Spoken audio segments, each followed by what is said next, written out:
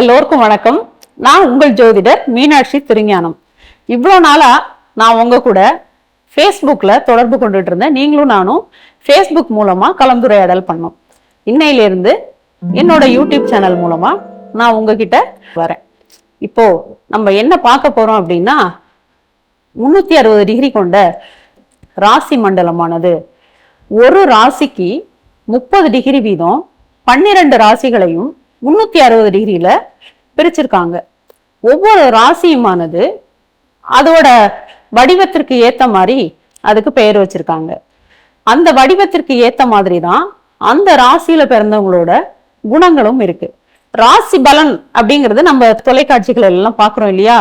ராசி பலன் அப்படிங்கிறது பொதுவானது. ஏன் பொதுவானதுன்னு நான் சொல்றேன் அப்படின்னு கேட்டீங்கன்னா, ராசி பலன் கோச்சாரத்துல இருக்கிற கிரகங்களோட பேச்சுகளையும் அன்றாடம் நடக்கிற சந்திரனோட பேச்சையும் மற்ற எல்லா கிரகங்களோட பேச்சையும் வச்சு அதன்படி அவங்க போடுறது ராசி பலன்.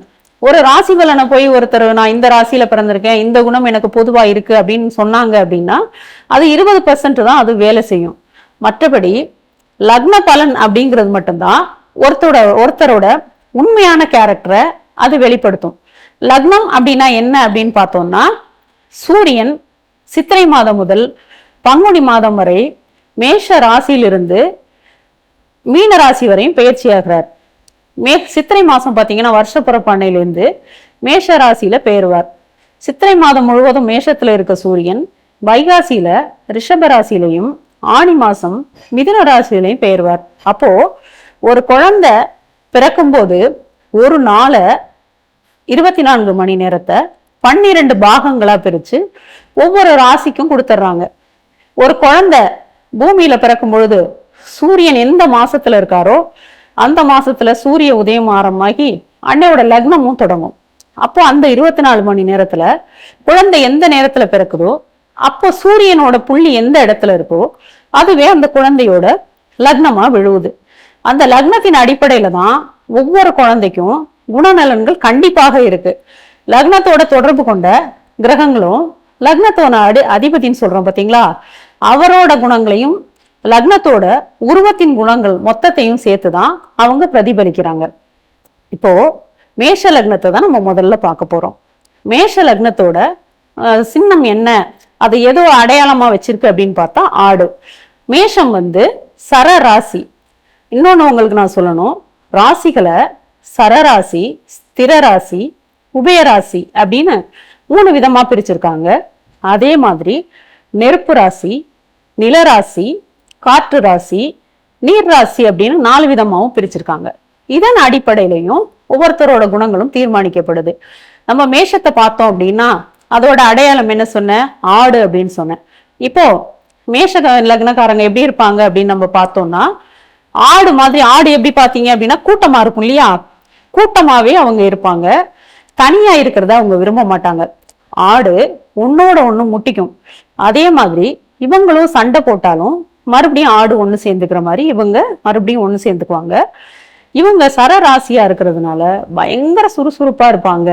டிராவல் பண்றது அப்படிங்கிற விஷயங்கள்ல ரொம்ப ஆர்வம் உடையவளா இருப்பாங்க.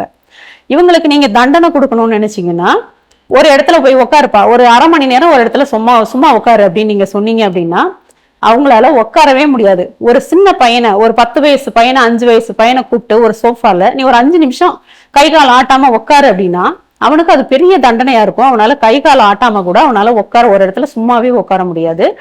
இவங்க செவ்வாயே லக்ன அதிபதி ஆகிறதுனால வீரம் உள்ளவங்களா, முருகனை பார்த்திருக்கோம்ல, வீரத்துக்கு தானே அதிபதினு நம்ம சொல்றோம் இல்லையா, அதனால ரொம்ப வீரம் உள்ளவங்களா, முன்கோபம் உடையவங்களா, அடிதடியில இறங்கி அதுக்கு பிறகு அவங்க யோசிப்பாங்க. ஒரு படை தலைவனா, தளபதியா, ஒரு வீரனா அவங்களால செயல்பட முடியும். இவங்களுக்கு மருத்துவம், விளையாட்டு, அதிகாரம், இது எல்லாத்துலயும், நெருப்பு, சமையல்ல கூட இவங்க ஆர்வமா இருப்பாங்க. இது எல்லாத்துலயும் இவங்களுக்கு மிகப்பெரிய ஆர்வம் இருக்கு.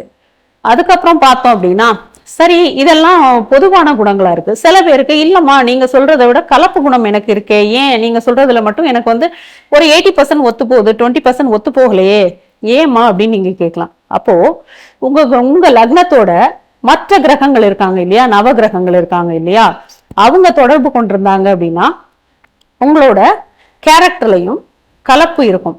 அப்போ உங்க மேஷத்துல உங்க லக்னாதிபதி செவ்வாயே இருக்கும் பொழுது அங்கே அவர் ருசக யோகத்துல இருப்பார். ருசக யோகம் அப்படிங்கும்போது பயங்கர கோபத்தை கொடுக்கும், வீரத்தை கொடுக்கும் பொழுது அவர் எதையுமே தூக்கி உடைப்பார், அடிப்பார், எல்லா வேலையும் பண்ணுவார்.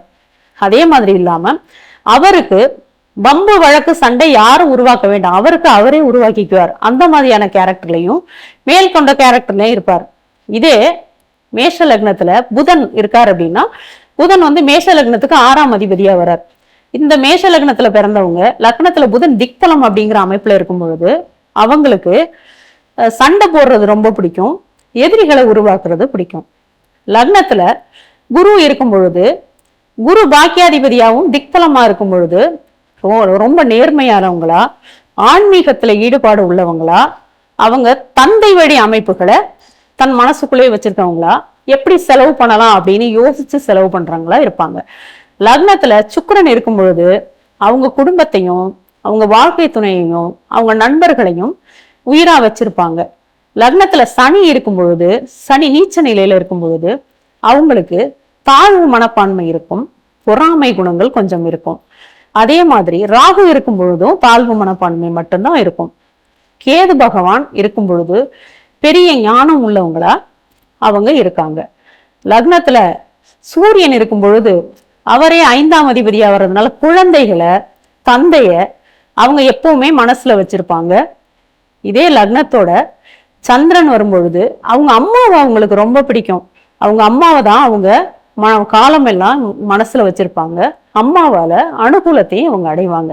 மேஷ லக்னத்தவருக்கு மேஷம், கடகம், சிம்மம், விருச்சிகம், தனுசு, மீனம் இவங்க எல்லாரும் மேஷ லக்னத்துக்கு நண்பர்களா இருப்பாங்க. மேஷ லக்னத்தோட அதிபதி செவ்வாய் அப்படிங்கிறதுனால நீங்க முருகப்பெருமான வழிபடும் பொழுது உங்க வாழ்க்கையில வெற்றியும் நல்ல ஆதரவும் உங்களுக்கு கிட்டும். நன்றி, வணக்கம்.